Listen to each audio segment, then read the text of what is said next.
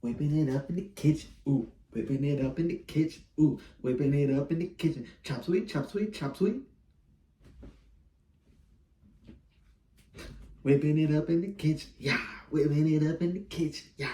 Whipping it up in the kitchen. Hash slinging slasher. I'm really finna smash her. I'm talking about chop suey. I got the keys, yeah. Ayo, we cooking. Ayo, I'm looking. Ayo, I'm jugging. Yeah, yeah. Whipping it up in the kitchen, yeah. Whipping it up in the kitchen, yeah. Whipping it up in the kitchen, yeah. We talking about the best scary stories that I've ever read. And for Goosebumps, there's a scary story. Indeed, quite scary. From a book series and franchise that's often not scary. That's just full of kind of goofy, forgettable concepts that are kind of end off with punchlines. They don't really got that big of a kick. Yet this short story was terrifying, was very unique, did not even feel like a Goosebump story, and really kind of shook me up after I read it in all the right ways. Whipping it up in the kitchen. Yeah, whipping it up in the kitchen. If you can't guess what I'm talking about, obviously you read the title, so you know what I'm talking about. But we talking about What's Cooking from Tales Book 5, which I believe is called More and More, Tales to Give You Goosebumps. Could be wrong, but I think that's it. What's Cooking is the very last story in Tales to Give You Goosebumps Book 5, and it is absolutely fantastic. This one got a 10 out of 10 for me. It does not feel like a Goosebumps story. It feels more akin to a scary stories to tell in the dark kind of urban legend story, which is probably why I love it so much, and a lot of people love this one. But yet when it comes to the best villain lists in Goosebumps, people don't consider short story villains that much. And Chop Suey, or Chop Suey, I guess, Chop Suey from What's Cooking is one of the most sinister, disturbing, iconic, violent, and awesomely badass Goosebumps villains that I've ever read about. So, let's talk about What's Cooking. It's raw. Child meat, but it's raw. Yo, man, What's Cooking is basically about this urban legend surrounding this middle school, which is about a woman, a lunch lady named Susan Chapman. Now, Susan Chapman always brought in mystery meat to the kids to eat, and they all feared it, and they were all really afraid of something she called Chinese surprise, which they claimed that in the tomato soup that she served at lunchtime, it had human fingers inside of there. That's right. Human fingers were inside of the tomato soup. And what happened was because they were so terrified of this lunch lady, because they suspected that she was butchering up people and putting their body parts into the food, they created this urban legend chant called Chop Suey, Chop Suey, Chop Suey, that they would chant 3 times over and over again. And eventually, Susan Chapman lost it. She went crazy and she took her cleaver and started hacking at all the lunch tables, trying to kill the kids in a fit of rage until the police finally came in and took her ass away. And what ended up happening is that they found out that Susan Chapman actually died. And it was suspected that she fell on her own meat cleaver when she was working at a meat processing plant.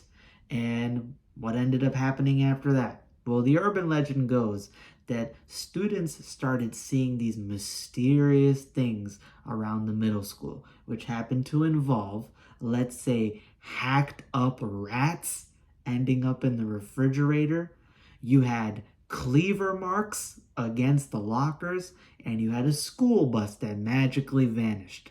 So people suspected that her spirit was haunting the school as a form of revenge. And yes, that means that you have a crazy ghost lunatic lady slasher who's chopping up rats in half, putting body parts in food, cleaving and slicing apart school property, and hopefully trying to kidnap and kill some kids and maybe make them into mystery meat. And that's where the story starts.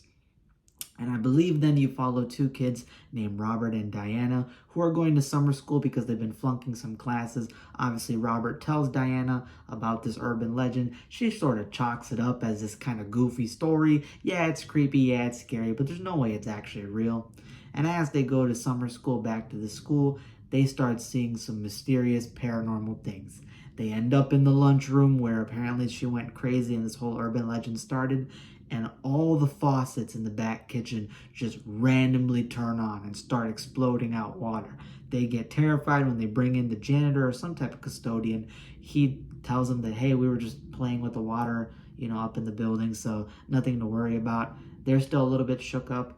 And then when they're eating lunch, some disgusting things happen to their food that very much worries them. And then they may or may not encounter some strange lunch lady that they might be batting an eye or two, hoping that she's not the legendary figure that is from the urban legends, because if so, they bit off a lot more than they can chew. And hopefully what they bit off is not that mystery meat, because this threat is more than anybody could ever deal with. And that is essentially the short story without trying to give too much away, because again, it's like 13 pages, extremely short. I don't want to spoil too much. But man, What's Cooking is a fantastic short story. Chop Suey is easily the most disturbing villain that I have read in Goosebumps. I mean, for crying out loud, the urban legend surrounds around her chopping up body parts of victims and putting it into food for kids to eat. And then when she comes back as a vengeful ghost after a cleaver went through her heart and killed her, she starts hacking up rats and killing them and putting their mutilated corpses into the refrigerator. She's slicing apart lockers, threatening kids that I'm gonna come back and end all of y'all. And she's just a lunatic, psychotic lady who now went from a basically serial killer to a serial killer ghost, which is the worst combination anybody can deal with. A paranormal serial killer psycho bitch, to put it Shakespeareanly. Man, Chop Suey is a terrifying villain. Again, this short story very much feels much more like a scary stories to tell in the dark kind of urban legend story, which is why I love it so much. It really doesn't feel like a Goosebumps story aside from some of the character writing. It feels more so like a demon love child of scary stories to tell in the dark and Goosebumps, which is fantastic. That's an awesome combination. And this reminded me a lot of one of the scary stories to tell in the dark stories, which was Wonderful Sausage. Wonderful Sausage, I believe it's from the third book. I don't know. I can't confirm that or not. I think it's from the third book. Wonderful Sausage is about this mad butcher who basically starts chopping up people and grounding them up into a sausage and then making people eat it. And then that's how he became successful with this shop. Really disgusting story, but it's super effective. You even got this image of Stephen Gamel drawing this disgusting looking sausage with an arm eating the sausage. It's like eating itself. Ugh, nasty. But Chop Suey reminds me of that, except this is more so like a slasher, a more iconic villain compared to that butcher.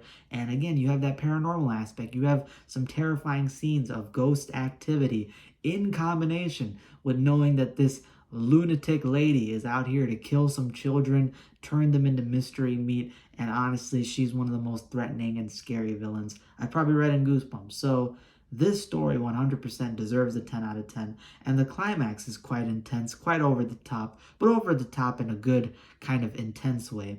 And the ending to the story is kind of making you think that not everything may be over. And you really got to watch out for this kind of Bloody Mary type of chant, because you never know. You never know when stuff is going to go wrong. So yeah, 10 out of 10, a fantastic short story. I obviously grade the Goosebumps short stories and just short stories in general much differently than I do full-length books.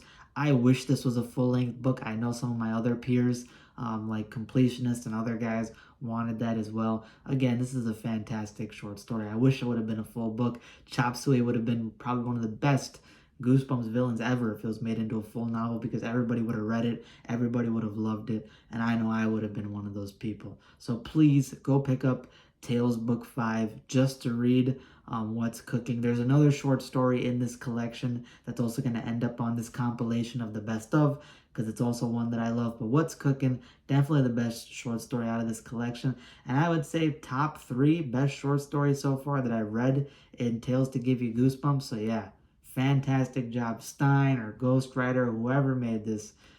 You really were whipping it up in the kitchen. Yeah, whipping it up in the kitchen. Yeah. So that's all I have for today. I hope you guys enjoyed this review. What's Cooking? Fantastic. Please go check it out. If you like this content, feel free to whip it up down below. Hit that subscribe button and hit that like button. It's free. Lets me know you guys support me. And we're close to getting to 200 subscribers. So if we can hit that milestone, I'm going to be cheesing and super happy. And if you don't hit that subscribe button or like button, I will be chanting Chop Suey 3 times in your bedroom. And let's just say you're going to end up on tomorrow's Sloppy Joe menu.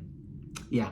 That's all I have for today. Hope you guys enjoyed. Check out some of my other related content and let me know your thoughts below. Have you read this short story? Did you enjoy it as well? Is it one of your best short stories of all time? And are you excited for more the best of videos to come in the future? All I have for today. Deuces.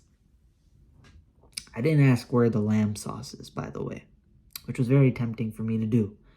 But people are sleeping in the house and that would be very unprofessional of me. So I won't do so. Where's the lamb?